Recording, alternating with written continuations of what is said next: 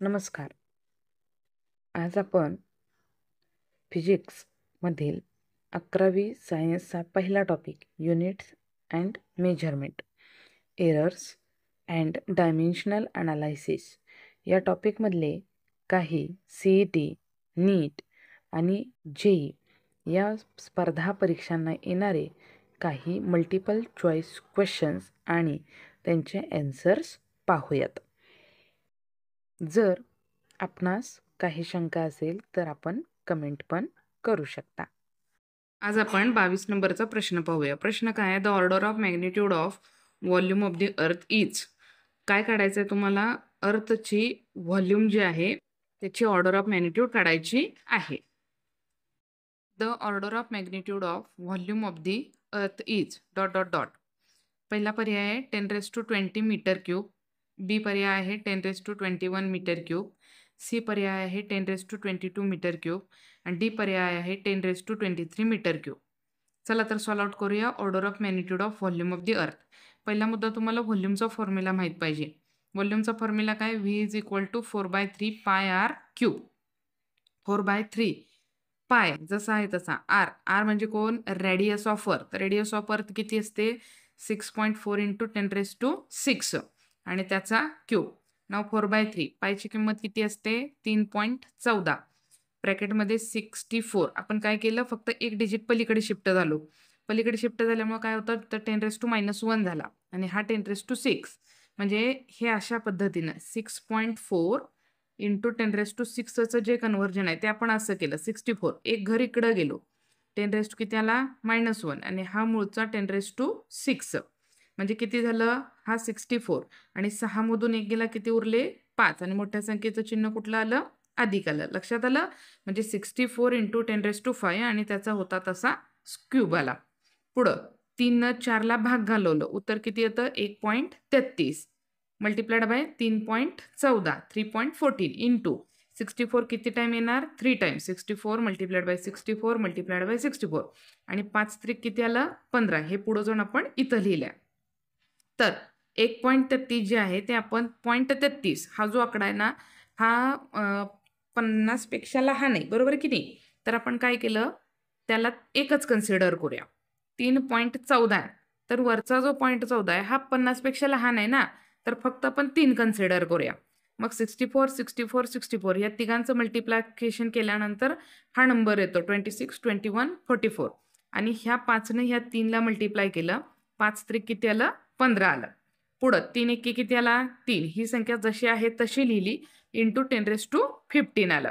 पुढं 3 याला मल्टिप्लाय केलं. 3 चौक 12 12 2 हाच्याला 1 3 चौक 12 आणि 1 13 13 3 हाच्याला 1 3 एके 3 आणि 1 4 3 दुनी 6 3 सम 18 18 8 हाच्याला 1 3 दुनी 6 आणि 1 7 आला इथं हा 7 इंटू 10⁻⁻ किती आला? 15.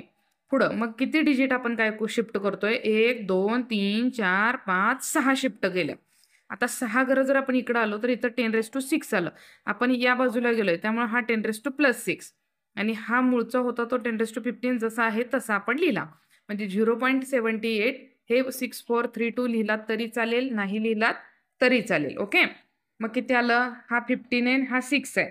मग 15 + 6 केलं किती आलं? 21. 0.78 गुणुले 10⁻21 0.78 × 10⁻21 मीटर क्यूब तुमचं काय आहे? उत्तर आहे.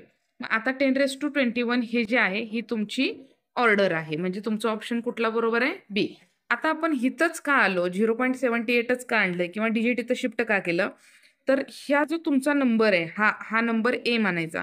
हा नंबर 0.5 पेक्षा मोठा पाहिजे आणि 5 पेक्षा लहान पाहिजे, बरोबर की नाही? मग जर तुम्ही इथं डेसिमल आणला तर 7.8 हा आकडा 7.8 आकडा हा 0.5 पेक्षा पण मोठा असेल आणि 5 पेक्षा पण मोठा असेल. त्यामुळे आपण डेसिमल इथे आणला. इथं आणल्यामुळं काय झालं? तर ही व्हॅल्यू किती झाली? 0.5 पेक्षा मोठी झाली आणि 5 पेक्षा पण लहान झाली. म्हणून आपण डेसिमल इथे आणलं. त्यामुळे आपली परफेक्ट ऑर्डर निघाली 10⁻21. If the universe in bracket size is equal to 10⁻25 meter, where shrunk to size of the earth size 10⁻7 meter, how large would the earth to be on this scale? काय सांगितले सुरुवातीला size किती दिली आहे 10⁻25 metre.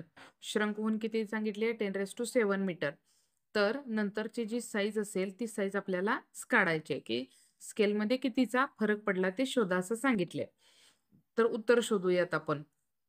Option काय काय दिलेत आपल्याला. A is equal to 10⁻−18 meter, B is equal to 10⁻32 meter, C is equal to 10⁻11 meter आणि D बरोबर काय दिलंय 10⁻11 मीटर. हा मायनस आहे आणि हा प्लस आहे. तर आन्सर काय येते बघा. The factor by which size of the universe is scaled down. पहिल्यांदा किती होतं 10⁻25 मीटर, नंतर किती झालं 10⁻7 मीटर. ओके, म्हणजे स्केल काय झाली डाऊन झाली. तर डाऊन झालेली किती आहे 10⁻7 आणि पूर्वी किती होती 10⁻25. तो सो 10⁻7 डिवायडेड बाय 10⁻25. मग हा 25 जो डिनॉमिनेटरला आहे तो न्यूमरेटरला शिफ्ट केला की याची पॉवर इथं प्लस आहे, वरती गेली की काय होईल मायनस. म्हणजे काय होईल 10⁻7 इंटू 10⁻−25. 25 मधून 7 काय करा वजा करा, उरले किती 18 म्हणजे 18 आणि मोठ्या संख्येचं चिन्ह कोणतं आहे मायनस. म्हणजे आपलं उत्तर किती येईल 10⁻−18 मीटर. म्हणजे आपला कुठला ऑप्शन बरोबर आहे ए ऑप्शन बरोबर आहे. Planck's constant. चला तर मग आज आपण प्लँक्स कॉन्स्टंटचे डायमेन्शन्स शोधूया. प्लँक्स कॉन्स्टंटचा फॉर्म्युला बघण्या अगोदर तुम्हाला एनर्जी ऑफ फोटॉनचा फॉर्म्युला माहीत पाहिजे. काय आहे formula. E is equal to H new.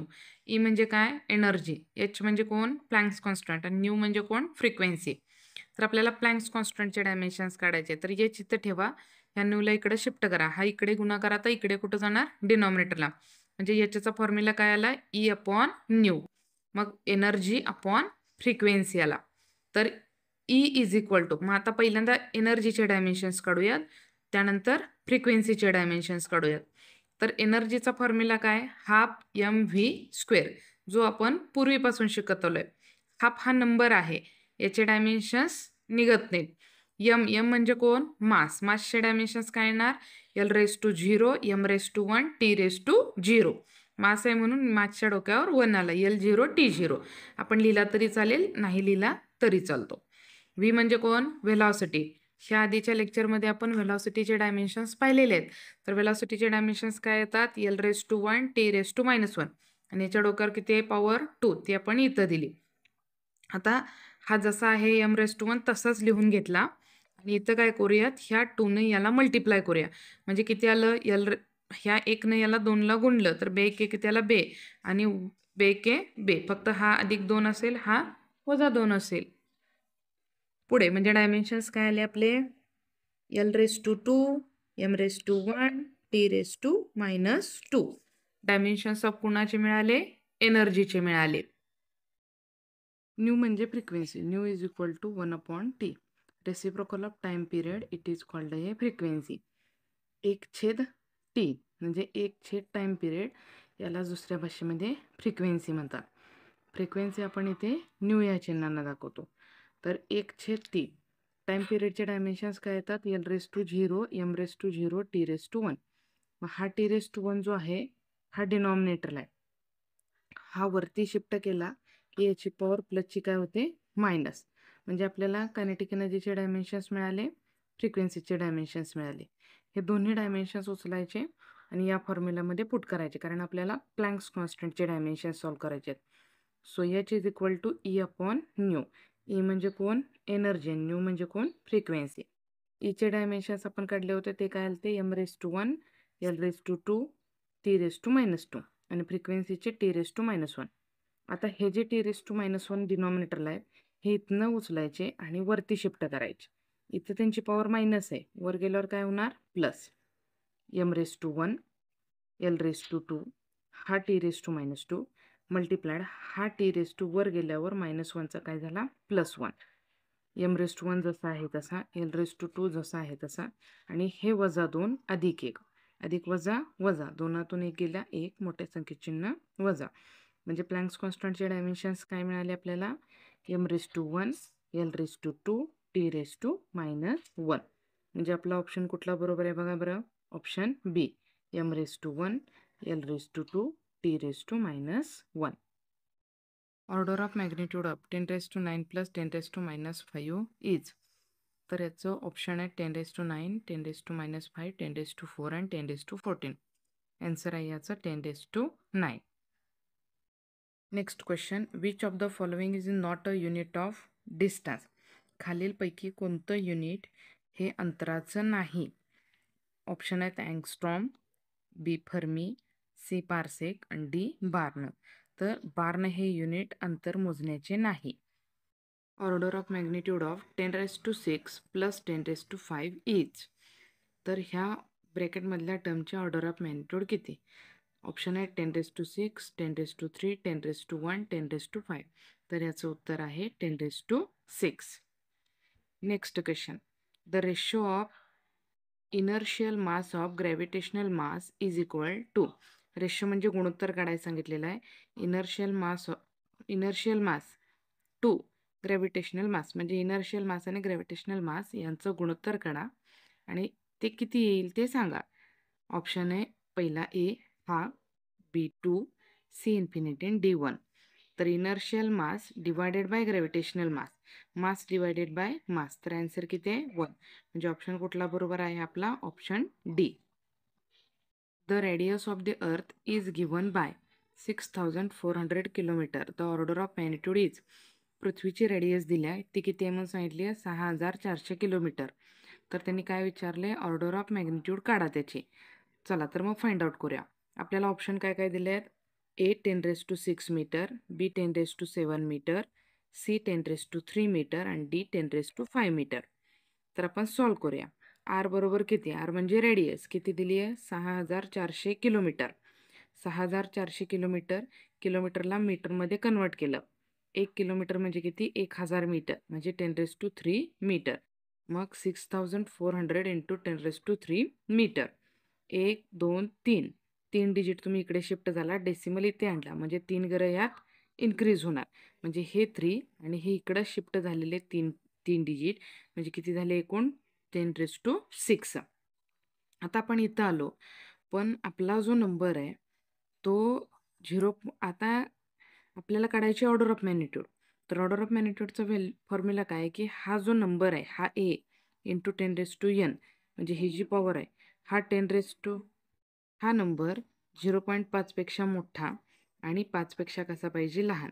मग 6.4 हा 0.5 पेक्षा मोठा आहे, परंतु 5 पेक्षा पण मोठा आहे. मग हा डिजिट जर आपण इकडं शिफ्ट केला तर 64 होईल, म्हणजे तरी पण हा दोघांच्या पेक्षा मोठा होईल. तर आपण हा डिजिट इकडे शिफ्ट करूया. इकडं केलं की किती होईल 0.64. 0.64 हा 0.5 पेक्षा मोठा आणि 5 पेक्षा कसा आहे लहान आहे. मग तुम्ही एक डिजिट इकडे सरल्यामुळे यात आणखीन एक डिजिट काय होणार वाढणार, म्हणजे 0.64 इंटू 10⁻⁷ किती आला 7 मीटर. म्हणजे तुमची ऑर्डर किती आली 10⁻⁷ मीटर. आपला कुठला पण यापैकी कोणता पर्याय बरोबर आहे, तर बी पर्याय बरोबर आहे 10⁻⁷ meter. Next question, order of magnitude of a day is. म्हणजे काय काढायचं आहे, 1 डेची ऑर्डर ऑफ मॅग्निट्यूड काढायची आहे. Option A 10⁻³ second, option B 10⁻⁴ second, option C 10⁻⁵ second and option D 10⁻�6 second. चला तर सॉल्व करूया. 1 डे एक दिवस म्हणजे किती तास 24 hours is equal to 24 hours, एक तास किती मिनिटे 60 मिनिटे, किती सेकंद 7 सेकंद. या तिघांचं काय करायचं मल्टिप्लिकेशन करायचं. 24 मल्टिप्लाइड बाय 60 मल्टिप्लाइड बाय 60. मग हा 24 6 6 जा 36 म्हणजे 6 6 36 आणि हे 2 शून्य म्हणजे 3600 आलं बरोबर. आता ह्या 24 या 3600ला मल्टिप्लाय केल्यानंतर उत्तर किती येते 8640 86,400 सेकंद. आता हा जो नंबर आहे ना हा नंबर याच्यामध्ये बसवायचा, म्हणजे या नंबरला ए इंटू 10⁻�n तयारमध्ये कन्वर्ट करायचं, म्हणजे जेणेकरून हा नंबर 0.5 पेक्षा मोठा किंवा 0.5 किंवा 5 पेक्षा लहान पाहिजे. मग आपण इकडं जर डिजिट शिफ्ट केला तर 84 होतंय, जे 0.5 पेक्षा मोठं आणि 5 पेक्षा पण मोठं होतंय बरोबर की नाही. मग आपण डेसिमल इथं आणूया, म्हणजे आपण किती डिजिट इकडे शिफ्ट झालो 1 2 3 4 5 डिजिट इकडे शिफ्ट झाले की आपला आकडा काय तयार होईल 0.86. 5 डिजिट इकडे शिफ्ट झाल्यामुळे इथं 10⁻⁵ किती आला 5. आता 0.86 हा आकडा 0.5 पेक्षा मोठा आहे आणि 5पेक्षा कसा आहे लहान आहे. म्हणजे बघा बरं 0.86400 into 10⁵ it is a greater than 0.5 but less than 5. त्यामुळे याची जी ऑर्डर ऑफ मॅग्निट्यूड आहे ती म्हणजे ही तुमची पॉवर किती आली आहे 10⁵. हे तुमचं काय असेल उत्तर असेल. म्हणजे उत्तर किती आलं 10⁵. मग आता ऑप्शनमध्ये हा पर्याय आहे का बघा की तो ऑप्शन आहे हा ऑप्शन सी. म्हणजे याचं उत्तर कोणतं आहे order of magnitude of day is a 10⁵ second.